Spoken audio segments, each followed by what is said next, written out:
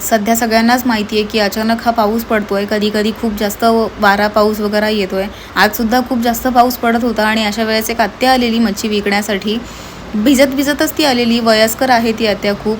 आणि भिजतच आले का तर फक्त तिला मच्छी विकायची होती म्हणून. आणि तुम्ही सहज बोलून जाता की तुम्हा आगरी कोळी लोकांकडे खूप जास्त दागिना, पैसा, मोठी-मोठी घरं असतात.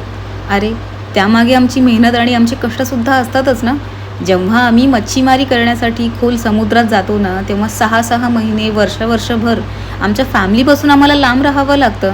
आमची मुलं-बाळं सगळं काही सोडून आम्हाला मच्छीमारीसाठी जावं लागतं.